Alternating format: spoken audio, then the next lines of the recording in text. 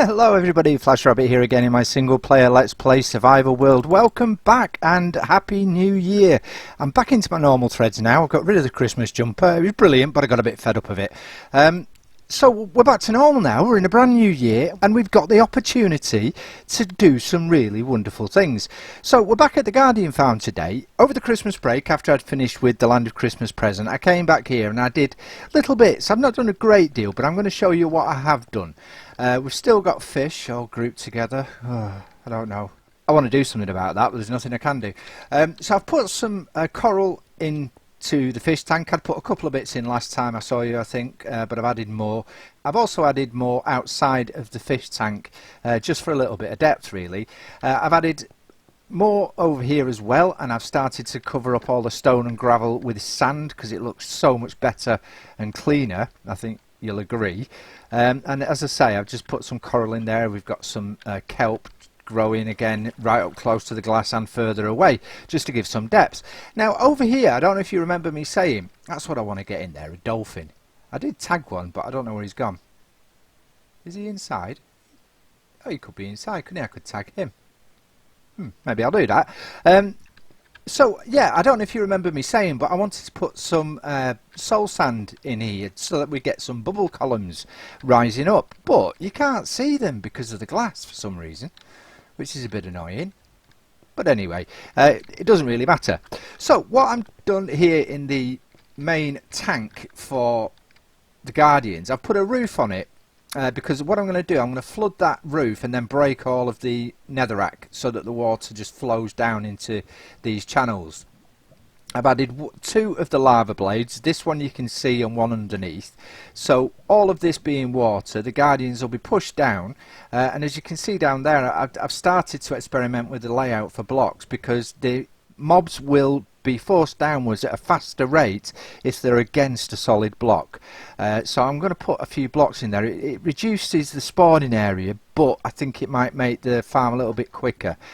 So still got the collection system to put in there down below, and we want an automatic sorting system as well to sort out the items that are dropped by the Guardians. I don't want to have to be doing all of that manually, so we've still got that to do. We've got some space underneath left to dig out, although not a great deal, maybe 5 or 6 blocks in some areas, because we're pretty much down to bedrock there. And what else have I done? I think that is it. Oh, what the other thing I've done while we've been away is I've opened up a couple of maps and I've done a little bit of exploring. I found some coral, as you can see, because I was desperate for that, so I just went on a mission and found some, and it's all the way over there. But we've now got another tunnel leading to that spot, so we can get there reasonably quickly. I also, what else did I find? There was something else I found that was interesting. A Badlands. We found a Badlands as well, and that's over there somewhere. And a Mushroom Isle, as you might be able to see just up there on the map. We can just see it there. Yeah, so that's everything. You're all caught up. So I'm going to sleep and we'll get on with the rest of this episode. So here we are on top of the Guardian farm at Y level 61, the highest point where the Guardians will spawn. So I've flooded the top of this now, so once I break this netherrack, that'll all flow downwards into the channels below. Those channels there, or tank, whatever you want to call it. And it'll stop at these signposts here. So the Guardians will spawn in this bit. Because the water's flowing downwards, they'll be forced out of the water into these two lava blades. We've got the lava blades installed. I can't tell you how many times I died. It was embarrassing. I died so many times trying to put all that lava in, but we've got it done eventually. So the next stage now is to go right down at the bottom, and we're gonna put in the collection system. I've continued this tube down here because the collection area is going to be here. I'm going to raise it up maybe 1 or 2 blocks, and I'm toying with the idea, rather than using my sword to kill them, which will give me damage, I'm thinking of making a load of harming potions and just lobbing harming potions in there so I don't get any damage from the thorns. So let's get on and build the collection system and the sorting system, ready for our guardians to take up residence in the tanks above. Okay, so this is where we're up to now. I'm not showing you the process that I go through because I haven't got one. I just sort of muddle away and just put things together and see how they turn out, and hopefully it works in the end. So I just wanted to bring you back in. I just wanted to show you where I was up to at the moment. So this is the drop chamber. This is where the guardians will ultimately land. They're coming down the chute and they'll fall to their doom on this these path blocks here. I've used path blocks because they're not as big as ordinary blocks. They've got a little bit, maybe a pixel shaved off the top of them, which allows hoppers to pick up anything that is dropped on them. If I just had ordinary blocks, grass blocks or any other kind of block on top of here, an ordinary hopper wouldn't be able to pick it up. I'd have to use hopper minecarts and I don't want to. So as you can see there, the item is picked up. We've got a little comparator clock here which fires out the item from this dispenser.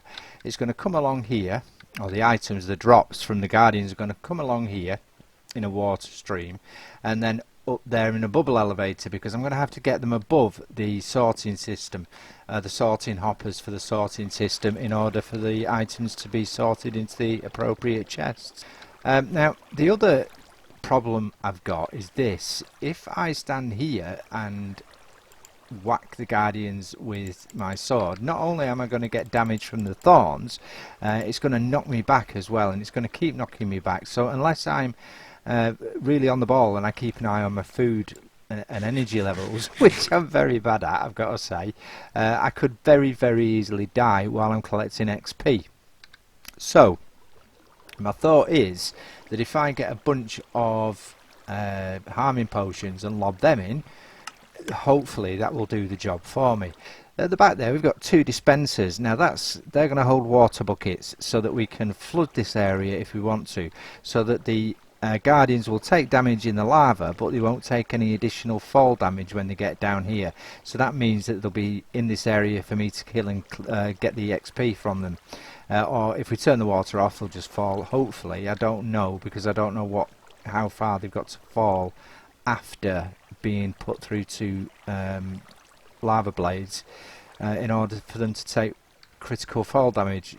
So this design and this what's going on here at the moment, it's very fluid. It is very fluid. It's in the winging it stage at the moment. So you know, it could change. The finished product could change, and that's not a bad thing, because as you do these things you learn as well, so it's all good. Right, so I'm going to crack on and I'll bring you in when I've completed the next stage. Okay, so we're almost there. Well, I think I'm almost there. I'm almost there as I'll ever be anyway.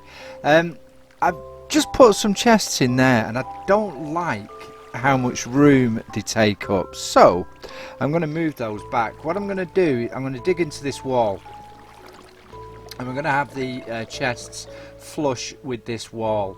What I've come up, well, I say what I've come up with, what Nembon has come up with, because Nembon, watching Nembon has featured heavily in me building this farm, so it's all of his research really that needs to be applauded and congratulated, because he's an amazing, wonderful mind. So we've got a gap here to be able to lob in the harming potions. And if I wanted to, I could jump in here. The cobweb is there to keep me from moving, because as you know, when you're in a cobweb, it's like walking through treacle, isn't it? But I can stand in here and I can whack them, and I won't get knocked back quite so easily with the thorns, because I'll be stuck in here, and this fence gate here will prevent me from going too far back. And as long as I keep eating to keep up my strength, I should be alright, and I should be able to get them. So when we're chucking the harming potions in, we're going to lob them in over here, and then the XP should come out from underneath these slabs here. So what I'm going to do now, I'm going to go right up there to the top, and I'm going to break that netherrack, and we'll see where we're at.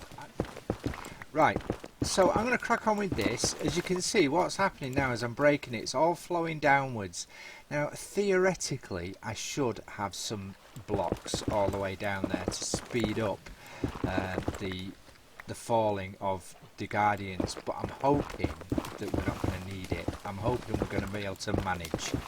So let's, well, we'll soon find out, won't we? And if I do have to put a lid on this,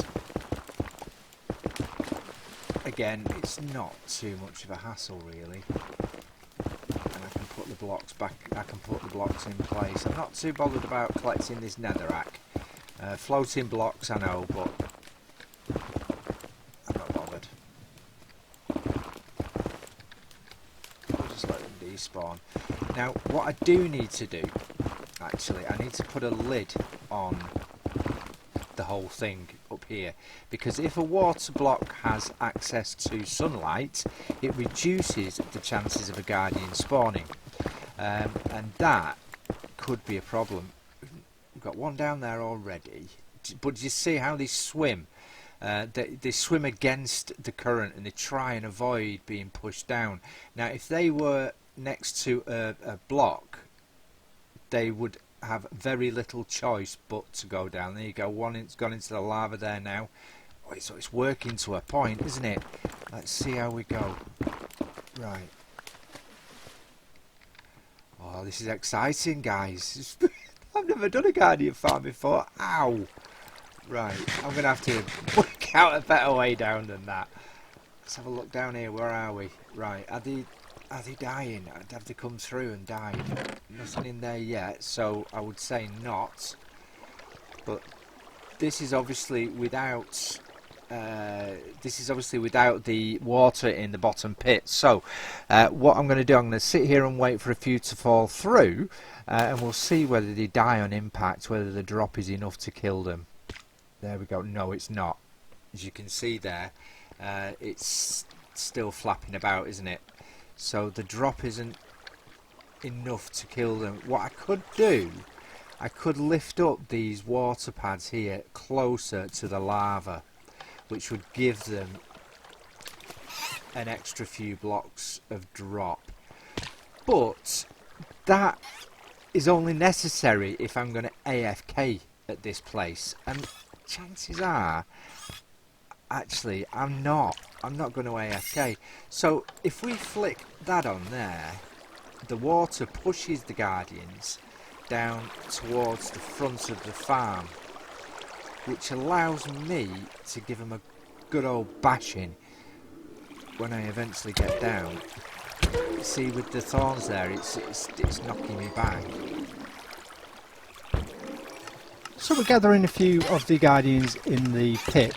Since I recorded the last section, there's actually been a couple of days in between that section and this, simply because, well, I've been doing some work in the Guardian farm, but also we've gone into another national lockdown here, so the kids are at home, the schools are closed, and while you might think that would give me more time to do recording, in fact it doesn't, because I've got two very, very needy children, but it's wonderful having them at home. I really do love it, and I miss them terribly when they go back to school, but hey ho. So I've done quite a bit since I last saw you. I've started to complete the walls, because I'm going to go right up the way up with the prismarine, just because I think it looks nice. It'll look nice for it to be one uniform colour, because I don't like all these bits, the patchy bits of diorite and granite and so on. So yeah, so I'm going to do that. But the most important changes have been here. When I was watching the spawning, once I put the lid on the top, the spawns were actually really good. As you can see up there, they're spawning all the time. But they were dying in this first lava blade, and if they weren't dying in that first lava blade, they were dying in the second. Now I was still getting some coming through, but not as many as I could. Those that managed to get into the pit, some of them died on impact, so they'd been damaged enough to take critical fall damage, and the others were or are one-hit kills, so it's actually really good. So what I did, I removed the second lava blade, which has reduced the number that are being killed, but there are still quite a few, in fact, that die in that lava. But for me and for my use, as you can see, there's loads of them.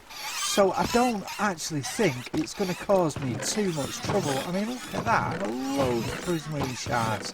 I've now sorted the auto sorter. There's a dispenser down there with a comparator clock and a water channel that runs over to the back here. They go up this water elevator into water streams that sort yourself out, Flash. Water streams that run right the way around this room, over filter hoppers behind these chests, and everything gets sorted for me automatically. Now this bank of chests here I've dedicated solely to shards, because as you can see you get a disproportionate number of them as opposed to other things. Prismarine crystals you get a lot of, but not quite as many as you do shards. These two banks of chests here are just for the oddments, the salmon, the heads and fish and what have you, and these three here are for cooked cod. Of course I'm getting more raw cod than cooked cod, so this bank of chests is purely for raw cod because I think I'll collect quite a few of it.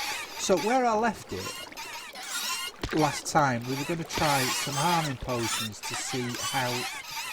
Come on, get yourself together, mate. There we go. To see how they go. So, should we give it a bash to see what happens? Should we try and get it in the pit? That helped, didn't it? There we go. So it takes quite a few of them out. And like I say, the one-hit kill, so actually... it doesn't take long to get rid of the mobs. I don't want to put the guardians in the pit. They thin out quite quickly. Now, things that I've realised while I've been building this, it's a really good idea to wear armour, to wear good armour as well, and that way you don't take as much damage from the Guardian's thorns. And also use a looting sword, and that way you get tons of stuff from them.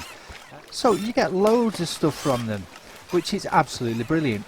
Now, in terms of performance, as I say, I'm probably not getting the performance out of this farm that I could. If I had perhaps removed the lava blade, all of the guardians that spawned would fall into this pit, but they probably wouldn't be one-hit kills with the drop that they suffer. But for me, for my uses and what I need it for, I think it's going to do really well.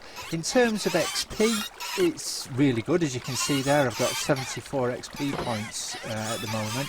I've died a couple of times, so I've lost XP, so I'd probably been up to about 200 by now, I think. But I still think my Enderman farm is far better for XP. The beauty about these guys, though, is all of these prismarine drops, of course, sea lanterns, what can I say, and the various types of prismarine. You know, the Enderman, they drop ender pearls, and they're just trash, really, eventually, aren't they? You get so many, you just don't need any more. So I'm really, really pleased with how this has turned out.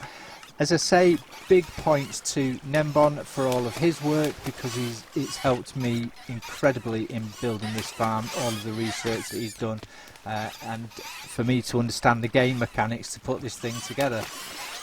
So just before we go, I wanted to come upstairs and just show you what it looked like from up here. As you can see behind me, we've got a really clear view of all of the guardians spawning, and that's what I want. That's why I wanted to make this glass, but I thought if it was all glass it'd look a bit boring, so I put the double helix pattern on there just to give a little bit of interest. Now, you may or may not have realised that in this episode I've not been putting the spoons up in the top right hand corner there. And I just forgot, to be honest with you, so I'm going to do it now. There's not that many, so it'll only take a second. Here we go.